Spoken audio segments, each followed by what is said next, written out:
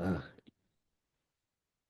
bueno, buenas noches, bienvenidos a otra más, otra conferencia más del ciclo de medicina, terapias técnicas somáticas, em, y con la continuación que iniciamos la semana pasada de cómo las em, emociones reprimidas pueden afectar la salud. Entonces, nos quedamos a la mitad aproximadamente en la semana pasada. Es un tema bastante amplio y hoy vamos a continuarlo, ¿vale? Entonces, em, pues directamente vamos a, permítame un segundito. Les recuerdo nada más también que pueden usar el chat para presentarse. Ah, perdón, ya alguien nos había indicado que se podía ver la presentación. Muchas gracias, Santiago. Pueden comunicarse vía el chat, pueden poner ahí su comentarios, preguntas, estaría al pendiente para poder pues responderles o leer su comentario. Muchas gracias. Entonces vamos directamente, nos quedamos aquí. Hicimos un recorrido un poquito de la historia, como en la antigüedad, en las tradiciones médicas de la India, de China, medicina tradicional china, medicina ayurvédica y otras medicinas tradicionales. Ya había una consideración muy importante del rol que tenían las emociones y la psique en nuestra salud y nuestra enfermedad. También hablamos como en tiempos modernos, Freud, nada más y nada menos, pues desarrolló una buena parte de su teoría del psicoanálisis a partir de un hecho biológico, de una serie de síntomas que le daban a personas en aquella época, eh, y que él terminó concluyendo que no tenía una causa orgánica, sino una causa psíquica, ¿verdad? Eh, mm, y de ahí, bueno, él no se quedó, digamos, a estudiar las enfermedades psicosomáticas como tal, o la psicosomática como tal. Él desarrolló el psicoanálisis, poco a poco lo fue llevando a una serie de reflexiones con este método poderoso que se llama psicoanálisis, y luego todos los grandes terapeutas que le han precedido y todas las diferentes modelos de la psique y de la psicología que se desarrollan a partir de él. Pero, y esto ha seguido desarrollándose. Hablamos de Wilhelm Reich, o uno de los justos discípulos de Freud, pero que de alguna manera trabajó de una manera muy profunda este concepto de la energía. Si bien ya existía en Freud como la libido. em, Reich la retoma esta idea, la amplía, la universaliza, porque dice que hay una energía que mueve todo y mueve todo el cuerpo humano, mueve todos los órganos, y no se refería a una energía bioquímica como la que conocemos, sino una energía más sutil, y esa era una energía que conectaba la mente y el cuerpo. Y cómo usábamos el cuerpo para a veces reprimir esta energía, o esta psique reprimida o anudada se manifestaba con bloqueos energéticos y corporales, y luego esto a su vez podía producir enfermedades. También hablamos de Jung, como Jung, aunque él no desarrolló de manera explícita esta relación de los síntomas como símbolos de la mente, del inconsciente, sí lo hicieron varios de sus estudiantes, desde del modelo junguiano, y él quizás el que más lo hizo es un físico, era físico originalmente, o es físico, Arnold Mindell, y que no es el único junguiano, pero es quizás el más reconocido, donde mira o atiende a los síntomas del cuerpo humano como si fueran expresiones del inconsciente, ¿verdad? A través de una serie de símbolos. Entonces, eh, y bueno, otras cosas más que estuvimos desarrollando. Y ahorita vamos a ver entonces ya de manera más directa cómo las emociones reprimidas afectan la salud. Entonces, desde luego tenemos una serie de mecanismos fisiológicos donde el vínculo entre la mente y el cuerpo, ¿verdad? Es un eje central en el entendimiento de cómo las emociones reprimidas impactan nuestra salud física, ¿verdad? Y aquí hay algunos ejemplos, los hablábamos también de manera general la vez anterior, no vamos a meternos en todos los detalles, pero este es un ejemplo del estrés crónico y la liberación de cortisol. ¿Ya? Cuando las emociones reprimidas activan una respuesta constante de estrés, este mecanismo de sobrevivencia ante una amenaza a nuestra vida real o percibida, el cuerpo está en este estado de alerta prolongada, ¿verdad? Y hay un eje que se le llama hipotálamo, pituitaria y adrenalina, glándulas adrenales en inglés, adrenal glands, ¿verdad?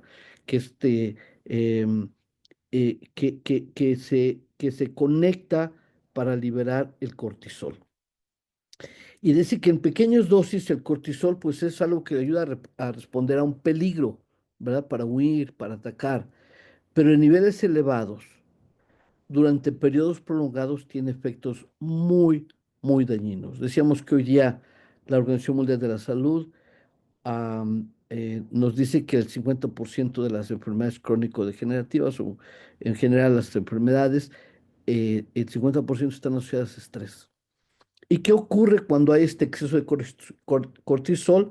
Bueno, el cortisol aumenta la presión arterial y la frecuencia cardíaca.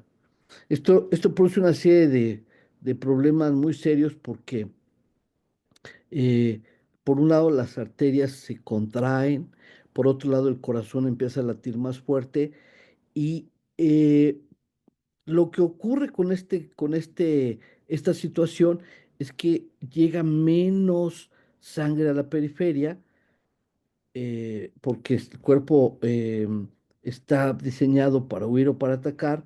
Sí llega a los músculos, pero no llega a ciertos otros órganos en menor proporción. Llega un corazón, perdón, hay un corazón que está bombeando muy fuerte y que eso produce pues un esfuerzo muscular mucho mayor, lo que a lo largo plazo esto lo va deteriorando, va haciendo que su función con el tiempo sea menos efectiva, lo cual a su vez eventualmente trae una mala circulación, este, ah, y bueno, todo esto trae una serie de deterioros graduales a todo el organismo. También esto trae un deterioro en las funciones cognitivas como la memoria y la concentración. Esto sobre todo se debe a que el cortisol, cuando dispara estas grandes cantidades de cortisol, como parte de ese mecanismo, hace que se libere grandes cantidades de insulina. O sea, tiene un efecto sobre el páncreas. Y entonces, al haber esta liberación de insulina, pues es muy parecido a como si tomáramos grandes cantidades de azúcar o de carbohidrato simple en un momento dado. Dispara un incremento del azúcar y luego viene una caída tremenda del azúcar. Y esto tiene como consecuencia una deterioración de funciones cognitivas porque el cerebro es un órgano tan especializado que depende de la glucosa que circula en ese momento, y cuando no, esto empieza a causar a lo largo un problema de digamos, de habilidad del cuerpo para proveer de glucosa a las neuronas.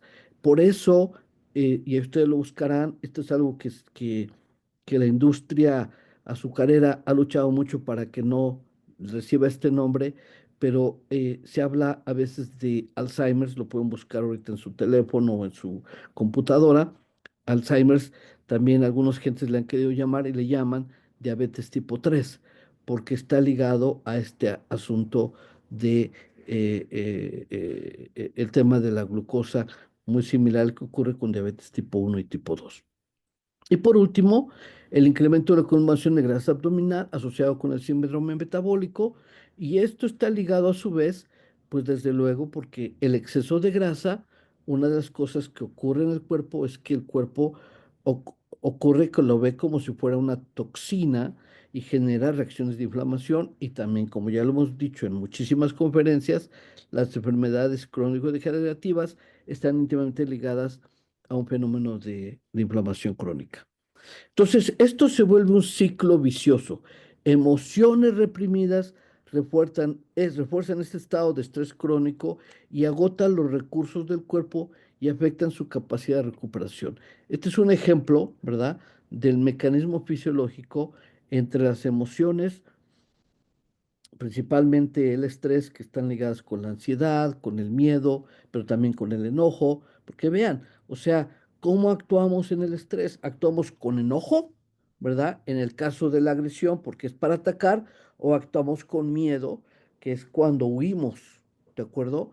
Entonces, y desde luego, bueno, hay otro mecanismo de estrés, perdón, de manejo de la sobrevivencia, que está más ligado con la tristeza y está más ligado con otro tipo de mecanismo fisiológico, el cual ahorita no vamos a tocar. Decíamos de la inflamación sistémica. Este estrés emocional crónico promueve un estado inflamatorio en el cuerpo. Entonces, estos, estas emociones crónicas de enojo, estas emociones crónicas de tristeza, estas emociones crónicas de miedo, crean un estado inflamatorio del cuerpo de manera crónica, ¿verdad?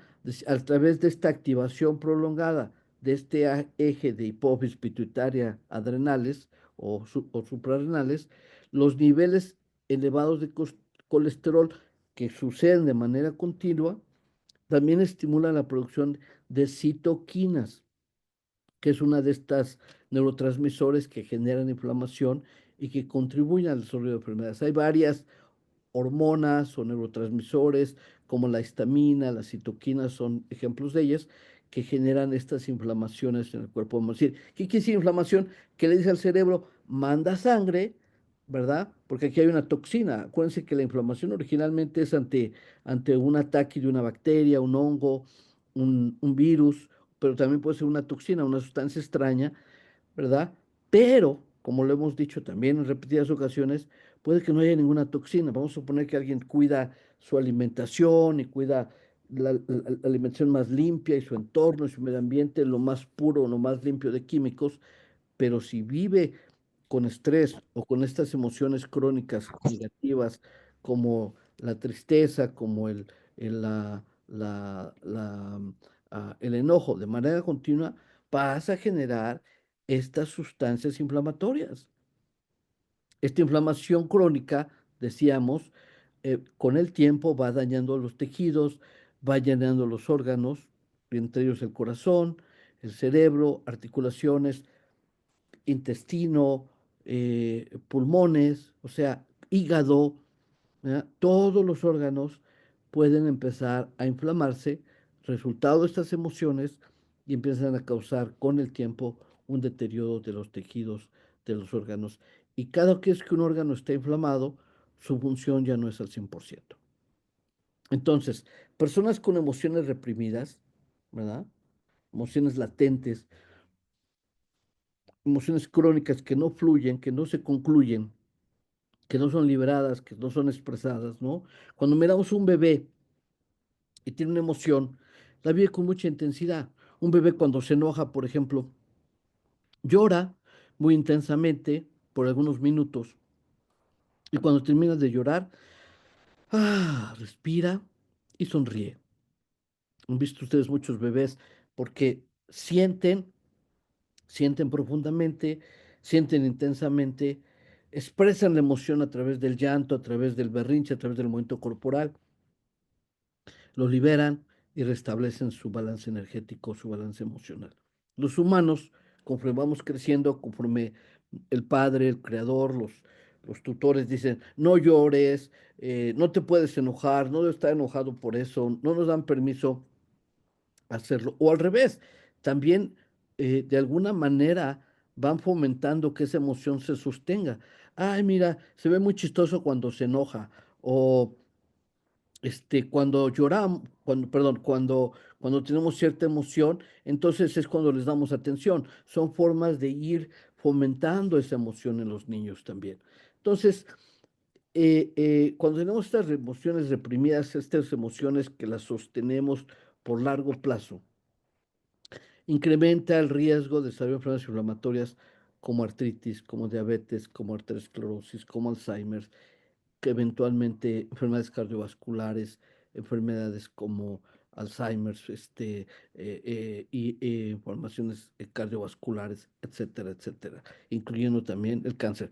Todas las enfermedades crónico-degenerativas, todas, absolutamente todas, están ligadas a inflamación crónica. La inflamación crónica puede ser una combinación de toxinas y de estrés, o pueden ser una persona con muy buen entorno, muy buena alimentación, pero con emociones crónicas negativas, y esto va incrementando la inflamación. La inflamación te lleva a enfermedades crónico-degenerativas. Otro ejemplo es este desequilibrio del sistema inmune. La represión emocional altera la regulación del sistema inmune, debilitándolo o hiperactivándolo, que esta hiperactivación, este exceso de funcionamiento a largo plazo, también lo debilita, ¿verdad? ¿Cuál es el efecto de esto? Pues esto que se le conoce como una supresión inmune, pues que eventualmente hay una menor producción de linfocitos, ¿verdad?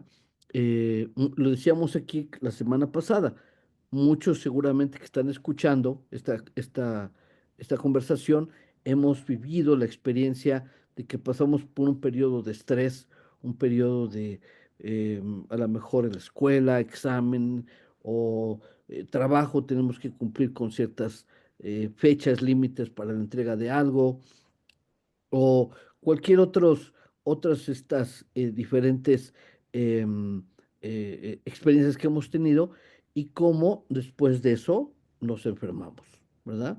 Y esto tiene que ver porque justamente este estrés tiene un impacto directamente sobre la producción de linfocitos, ¿verdad? Entonces, existe una mayor susceptibilidad a infecciones virales o bacterianas, o de otro tipo, ¿verdad? O en algunos casos, este estrés emocional puede ser una respuesta inmune descontrolada, que contribuye a desarrollo de enfermedades autoinmunes. Uno de los efectos cuando tenemos estos estrés crónicos, por un lado, la supresión inmune, pero también por el otro lado, es que antes de la supresión puede haber un incremento de inflamación. Repetimos, inflamación entonces es un aviso que le da al cuerpo para que incremente su actividad inmune, y de manera crónica eventualmente la debilita, ahí va la segunda parte, de pronto empieza a descontrolarse, empieza a atacar células del cuerpo que son perfectamente sanas, porque se confunde, y esto empieza a ocurrir. Y esto es por eso se llama autoinmunes, o sea, que tiene esta habilidad de atacarse al propio cuerpo, ¿no? Entonces, ¿cuáles son algunos de estos ejemplos de emociones relacionadas con la represión emocional? Bueno, pues uno es los trastornos cardiovasculares, que están entre las primeras causas de muerte del mundo. Algunos dirían que es la causa número uno, otros lo consideran la causa número dos. Depende un poco cómo es la clasificación a nivel mundial, o a nivel de la Organización Mundial de la Salud, o a nivel de cada país, porque a veces las dividen las cardiovasculares más propiamente del corazón, otras más propiamente del sistema sanguíneo. Lo mismo pasa con los diferentes tipos de cáncer, los pueden eh, separar en diferentes maneras, entonces pueden dar un poquito, pero siempre están entre las causas número uno o número dos de muerte. Y como decíamos, el estrés crónico aumenta presión arterial. Esto también produce un incremento de la inflamación de las arterias, un incremento de la producción de colesterol. Acuérdense que el cuerpo humano puede producir hasta 80% del colesterol, ¿verdad? Em, por eso hay gente, si yo tuve un caso cercano, recientemente o hace un par de años, alguien que lleva una dieta extraordinariamente limpia, ejercicio, pero constantemente con angustia, con ansiedad, y, y tenía inclusive un peso normopeso, o sea, estaba dentro de un peso, inclusive igual hasta ligeramente delgada esta persona. Y bueno, pues resulta que tenía unos niveles de colesterol altísimo, Nunca se había hecho estudios porque pensaba todo el mundo, incluyéndome a mí, que era una persona muy sana, tenía 60 y tantos años de edad y daba clases de ballet, clases de yoga. O sea, imagínense, o sea, de lo que estoy hablando, una flexibilidad enorme, comía una dieta súper limpia, pero con unos niveles de estrés que tenía un colesterol altísimo, ¿verdad? Y esto le causó unos problemas muy serios que eventualmente le llevaron a una muerte relativamente joven. Entonces, ¿qué ejemplos clínicos tenemos? Pues estudios han mostrado que personas que reprimen emociones como la ira tienen, esto ya bien estudiado, un mayor riesgo de sufrir infartos o accidentes cerebrovasculares, que fue el caso de esta persona que acabo de decirles. Entonces, eh, como que empezamos a guardárnoslos, implotamos. Uno de mis mentores, Alexander Lowen, escribió un libro que se llama Amor, Sexo y tu Corazón. Está en inglés Love, Sex and Your Heart, y justamente escribía de esto. Eh, eh, de hecho, tanto Lowen como Reich hicieron algunas observaciones de estos. Lowen, no sé si Reich también lo decía, pero Lowen decía que en el caso de cáncer, una cualidad psicológica que él había visto a lo largo de los años, digo, esto no es ser un método científico ni mucho menos, era una simple observación, su experiencia personal, había mucha resignación detrás del cáncer, mientras en las fases cardiovasculares había mucho de no rendirse, ¿no? Una habilidad de no rendirse, ¿verdad? Y desde luego, obviamente, ¿qué síntomas asocian a estas emociones? Pues dolores en el pecho, ¿verdad? Muchas veces tenemos gente que le duele el pecho y en terapias psicosomáticas, en terapias psicocorporales, terapias centradas en el cuerpo, lo que es llanto reprimido, es unas ganas de llorar. Y hay gente que cuando lloran desaparece ese dolor de pecho, esa angustia, esa ansiedad, muchas veces se manifiesta por estos síntomas o respiratorios o de sensación de opresión del pecho, dolor en el pecho, y muchísimas veces con llanto esto se libera. ¿No? También tenemos el tema de palpitaciones y fatigas constantes por lo mismo. Muy bien. Problemas gastrointestinales, emociones reprimidas impactan o pueden impactar directamente a un sistema digestivo a través de este eje cerebro-intestino, ¿verdad? El colon irritable, por ejemplo, asociado con una ansiedad reprimida. Este colon irritable puede provocar eh, diarrea, estreñimiento, dolor abdominal, ¿verdad? eh, y todo tiene que ver con temas de ansiedad, con temas de miedo, con temas de angustia. eh, sabemos que hay mucha gente, algunos de nosotros a lo mejor hemos tenido esa experiencia, que estamos pasando por periodos de estrés, periodos de ansiedad, y de pronto empezamos a comer un poquito de más.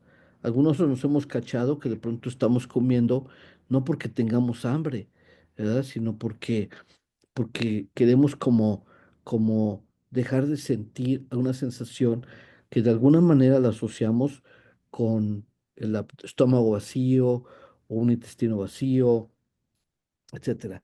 Cosa opuesta que puede pasar en el caso de la anorexia, ¿no? También otra enfermedad íntimamente ligada con nuestra parte psicológica.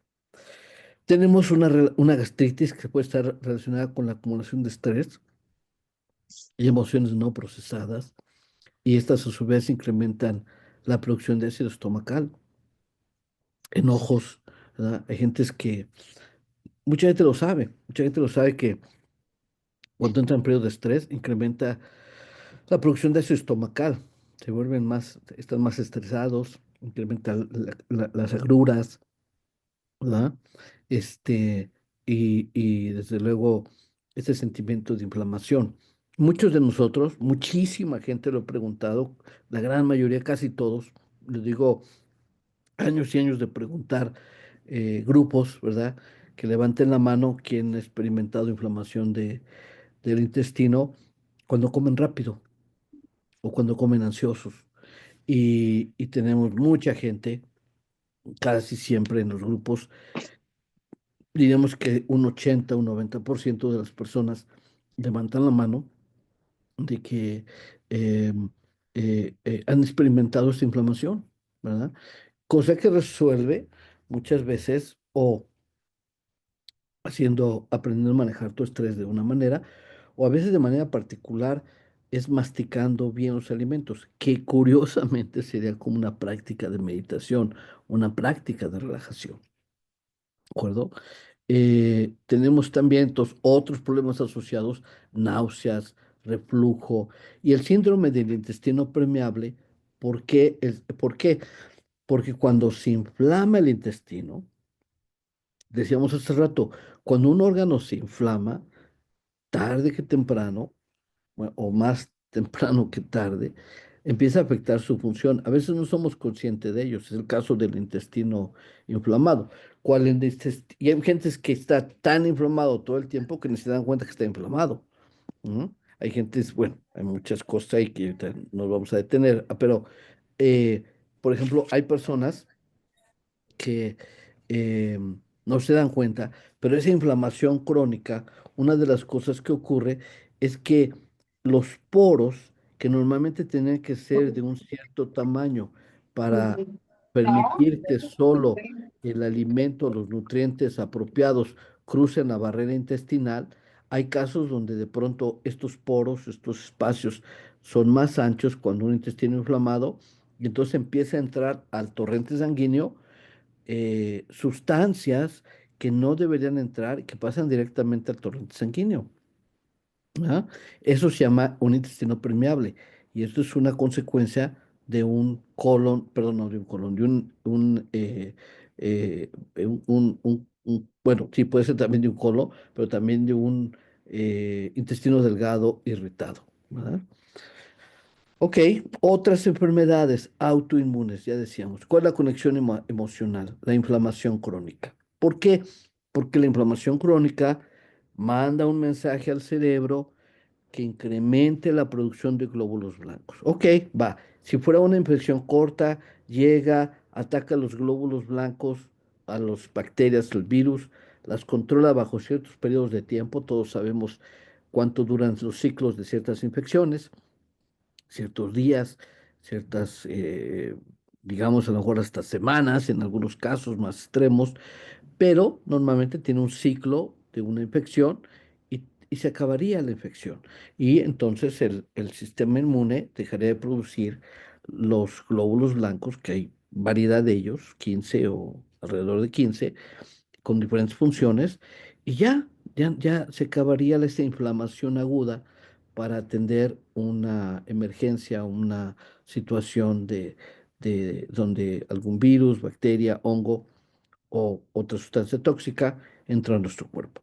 Pero cuando es de manera continua, como en el caso de sustancias tóxicas de manera continua, que probemos al cuerpo, al cani que está constantemente tomando cualquier alimento que tiene sustancias químicas que el cuerpo no le interesa, no es que no le interese, no las va a aprovechar porque no está diseñado para esa sustancia. Entonces, prácticamente cualquier químico que no sea un nutriente sería una toxina, ¿de acuerdo? Pero, pero, también como lo hemos dicho, el estrés activa las citoquinas o a la histamina, le manda el mensaje al cerebro que se inflame. A veces puede ser una zona en particular. Las histaminas están mucho a lo largo del tracto digestivo, las citoquinas están en muchas partes, entre ellas en el sistema cardiovascular, respiratorio, y entonces em, manda este mensaje, el cerebro manda sangre, pero como es de manera continua el estrés es crónico, las emociones negativas son crónicas, entonces tenemos una inflamación crónica y esto trae un desequilibrio inmune derivado de emociones reprimidas y que pueden activar esta respuesta inmune y ejemplos de enfermedades de este tipo, lupus, artritis, reumatoides, psoriasis, en fin, estos son ejemplos ya de enfermedades autoinmunes y otras más. Estas condiciones suelen agravarse en periodos de estrés emocional no gestionado, como lo decíamos hace ratito.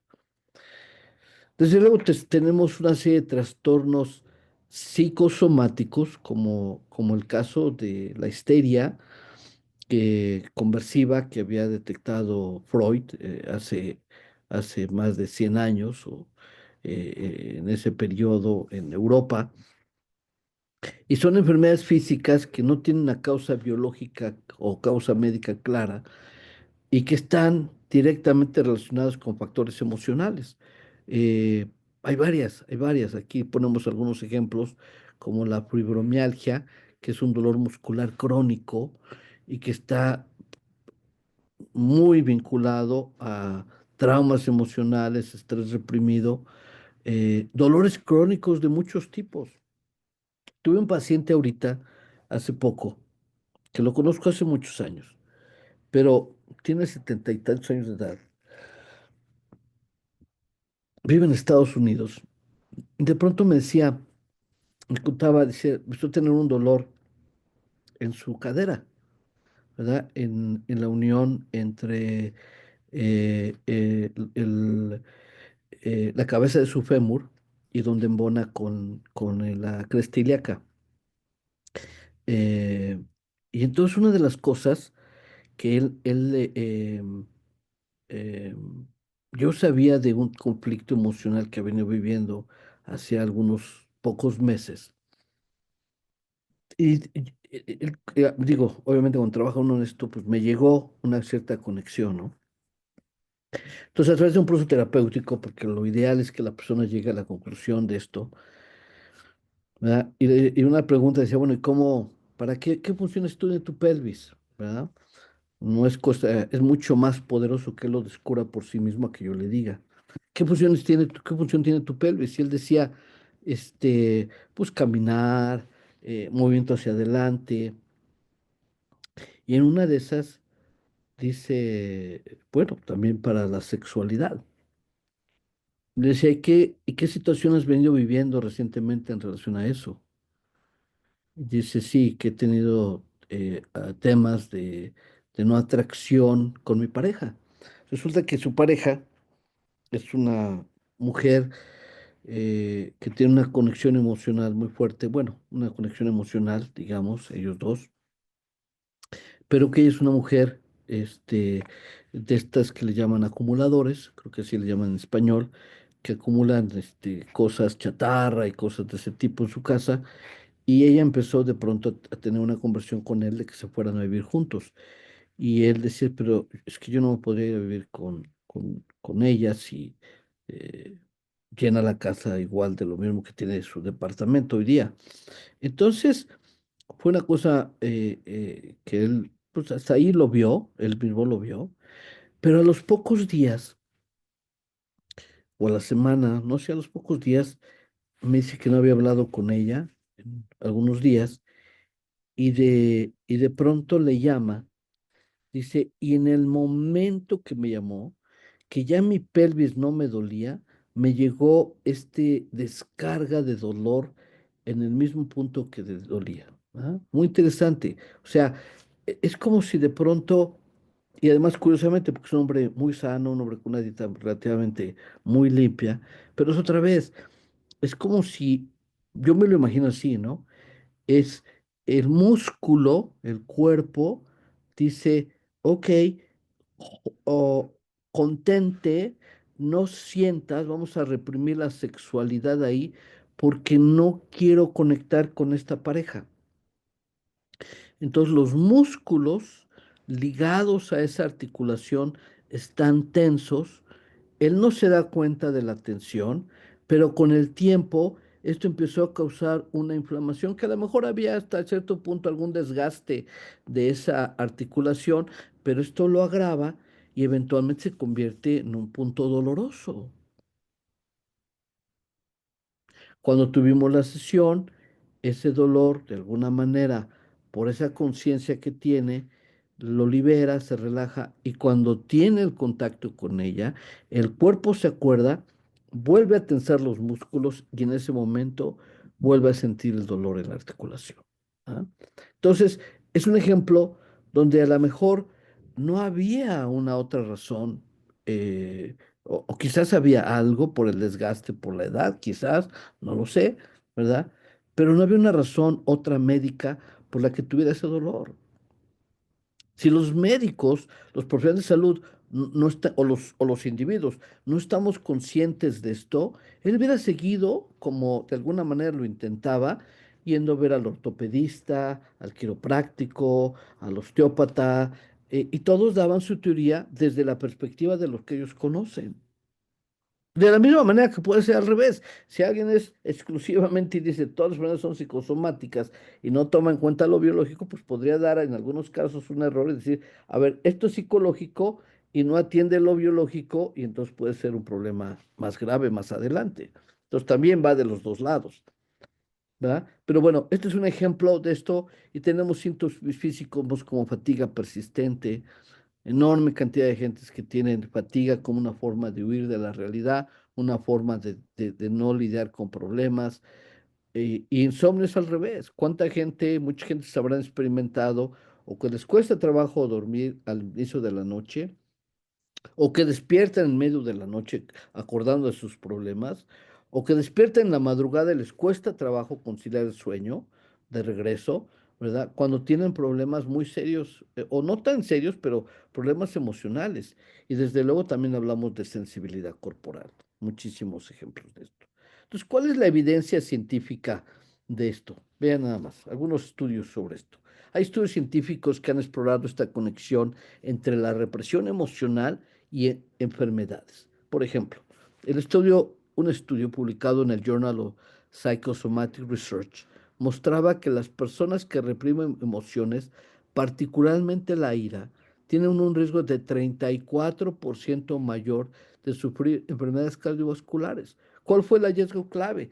La represión de emociones incrementa la actividad del sistema simpático, lo cual contribuye a la hipertensión y desarrollo de aterosclerosis. Otro ejemplo, investigaciones en the Center for Mind Body Medicine demostraron que personas con niveles altos de represión emocional tienen menor actividad de células NK, natural killers, esenciales para combatir infecciones y células cancerígenas. ¿Cuál fue el hallazgo clave? La represión emocional está asociada con una respuesta inmune debilitada, lo que aumenta la vulnerabilidad a infecciones y enfermedades como el cáncer. Otro estudio, un metaanálisis del Health Psychology Review, encontró que condiciones como la fibromialgia, el síndrome del colon irritable o dolor crónico está altamente correlacionado con emociones reprimidas, particularmente tristeza y frustración. Y que, ¿cuál fue el hallazgo clave? Que pacientes con estas condiciones mostraron una mejora significativa al trabajar en la expresión emocional y en terapias integrativas. Eh, La psiconeuroinmunología, que ha venido a revolucionar esta comprensión de cómo nos impactan esas emociones reprimidas en la salud, al integrar, porque eso es lo que vino a hacer, sistemas nervioso inmune endocrino, porque se estudiaban por separado, no había esta correlación, que este fue una de las primeras ciencias o disciplinas interdisciplinarias a nivel de estudiar el cuerpo humano, ¿verdad? Y algunos de los ejemplos clave de aquí, por ejemplo, en una investigación esta relación en el Psychological Science mostró que emociones reprimidas aumentan niveles de citoquinas inflamatorias. Ya lo habíamos dicho, citoquinas es un neurotransmisor que produce inflamación y marcadores clave de inflamación crónica. ¿Qué impacto tienen enfermedades? Bueno, enfermedad crónica, ya decíamos, relacionadas con diabetes tipo 2, enfermedades autoinmunes, trastornos neurodegenerativos como Alzheimer. Bien. Enfermedades reprimidas por las autoinmunes. Investigaciones destacadas. Un estudio publicado en el Brain Behavior and Immunity Journal identificaron que pacientes con enfermedades como lupus, artritis reumatoide suelen presentar patrones de represión emocional. ¿Cuál es la explicación fisiológica? Estrés emocional prolongado y contribuye al desequilibrio del eje hipófisis pituitaria, glándulas adrenales, desencadenando una respuesta inmune hiperactiva. Entonces, intervenciones que están basadas en la psiconeuroinmunología, como mindfulness, como la terapia cognitivo-conductual, han demostrado reducir marcadores inflamatorios en pacientes con enfermedades relacionadas con un estrés emocional.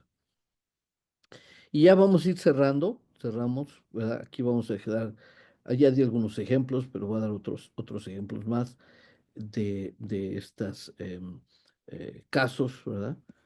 Este, permítame un segundo, aquí tengo dos mensajes nuevos. Dice, doctor, el herpes zóster también viene de emociones acumuladas. Sí, a ver, hay muchos casos, muchísimos casos de gente que tienen herpes zóster que lo adquieren por contagio, ¿verdad? Directamente, ya saben, inclusive la fuente, etcétera, pero que se adormece cuando vive en un estado más o menos de salud, de comer bien, de vivir en paz, pero que cuando vienen periodos de estrés o periodos de emociones reprimidas, se disparan este y sale, se manifiesta.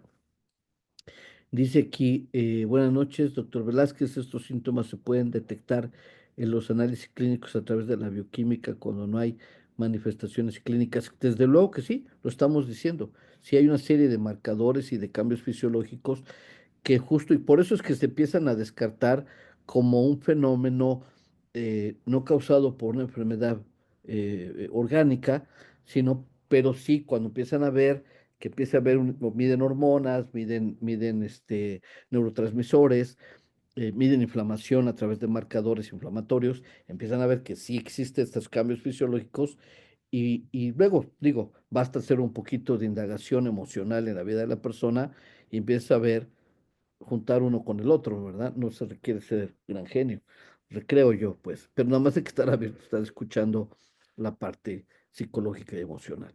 Paciente mujer de 45 años con diagnóstico de fibromialgia, su historia emocional reporta haber crecido con un ambiente donde expresa emociones estaba mal visto, lo que decíamos hace rato, la cultura familiar de las emociones es importante en cómo vamos conformando nuestra forma de ser emocional.